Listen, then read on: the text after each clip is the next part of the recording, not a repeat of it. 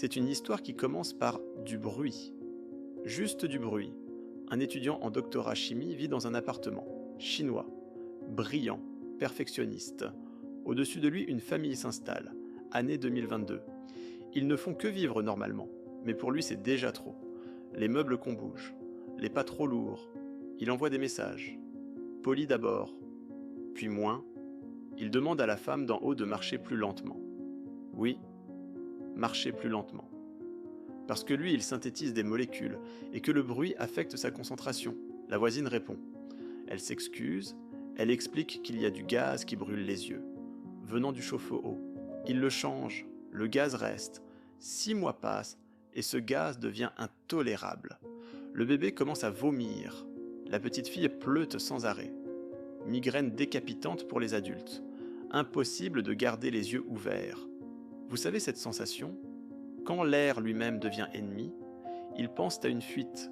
Ils appellent technicien. Rien. Ils appelaient médecin.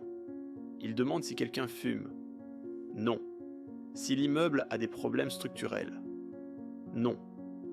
Alors il y a une troisième possibilité que personne ne dit à voix haute. Quelqu'un. Volontairement. Mais ça là. Le père commence à avoir peur. Vraiment peur. Pas la peur abstraite. La peur corporelle où les mains tremblent. Il achète une caméra. Petite. Celle qu'on met dans une plante potted. Il la met dehors près de la porte. Il enregistre. Il rentre. Il attend. Pendant 3 jours, rien. Et puis le 4e jour, il y a une vidéo qui change complètement ce qu'il savait de son immeuble, de son voisin, de la sécurité de sa fille. L'étudiant apparaît à l'écran.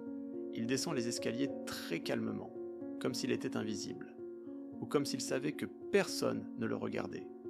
Il a quelque chose dans les mains, une seringue, une fiole de liquide. Il se penche vers le bas de la porte. Ses mains sortent du cadre, mais vous voyez son dos courbé. Vous entendez un petit bruit, un cliquetis. Puis, il se redresse. Il range l'objet. Il remonte l'escalier. 12 secondes. Voilà tout ce qu'il faut pour empoisonner une maison. 12 secondes et une enfant qui vomira à nouveau dans 3 heures. Le père ne dort pas cette nuit-là. Il visionne la vidéo encore et encore. Il se dit qu'il rêve, que ça ne peut pas être aussi clair et aussi direct. Il remet la caméra au même endroit. Un angle plus large cette fois. Il attend le lendemain. 27 juin. L'étudiant sort de son appartement. Il porte la fiole à nouveau. Il remonte l'escalier. Pas vers sa porte, vers celle d'en haut. Il sort la seringue. Il remplit le liquide à l'intérieur. Il la glisse sous l'angle de la porte. Il pousse le piston. Lentement. Le liquide s'écoule sous la porte. Et puis il disparaît. Même jour. Le père envoie les vidéos à la police. Même jour, l'étudiant est arrêté. 36 ans. Zhu Mingli. Charge multipliée. Batterie chimique. Possession de substances contrôlées. Harcèlement aggravé. Quand l'équipe Hazmat analyse le liquide, c'est pire que prévu. C'est un mélange. Méthadone. Hydrocodone.